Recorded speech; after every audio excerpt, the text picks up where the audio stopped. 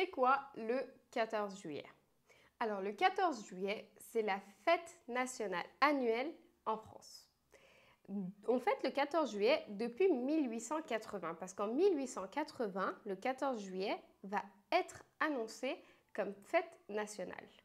Mais l'article ne cite pas exactement pourquoi le 14 juillet, pour la commémoration de quel 14 juillet nous fêtons le 14 juillet.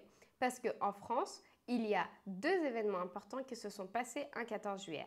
Le premier, le 14 juillet 1789 et le deuxième, le 14 juillet 1790.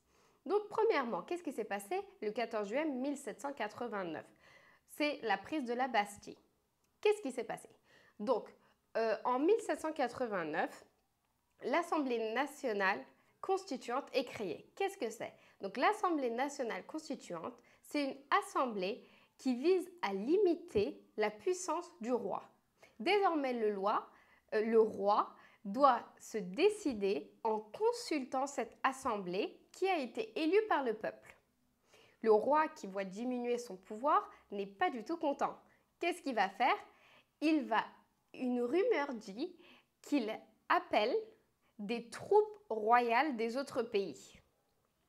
Le peuple qui entend cela commence à se mobiliser et ils vont dans un arsenal pour récupérer des armes.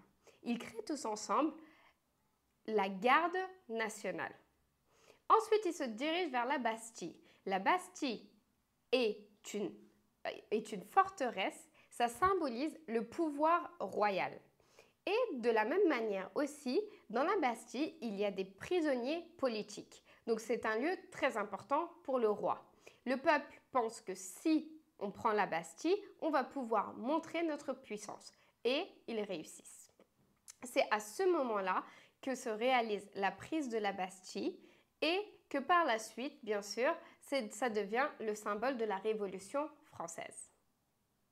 L'année suivante, lors de la célébration du premier anniversaire de la prise de la Bastille, donc le 14 juillet 1790, d'autres faits se produisent. Tout d'abord, c'est à cette période-là que les lois divisant les pouvoirs constitutionnels sont fixées. Le roi prête serment et fait preuve de respect envers ses lois. Cette fête-là va s'appeler la fête de la Fédération. Et c'est le fait que le roi prête serment va créer un sentiment, un effet d'unité nationale dans le pays. Et c'est pour cela que, comme vous voyez, donc il y a deux événements importants qui se sont produits le 14 juillet. Et nous, lorsque nous fêtons le 14 juillet, nous ne savons pas exactement quel 14 juillet nous fêtons. Ou peut-être on peut commémorer les deux 14 juillet. Aujourd'hui, de nos jours, la fête, bien sûr, elle est fêtée, elle est célébrée. Qu'est-ce qui se passe pendant le 14 juillet? Pendant le 14 juillet, généralement, les mairies organisent des défilés militaires ou d'autres festivités. Et généralement, toute la soirée, les personnes s'amusent, sortent dans les rues et, bien sûr, à la fin de la soirée, il y a les feux d'artifice qui terminent la soirée.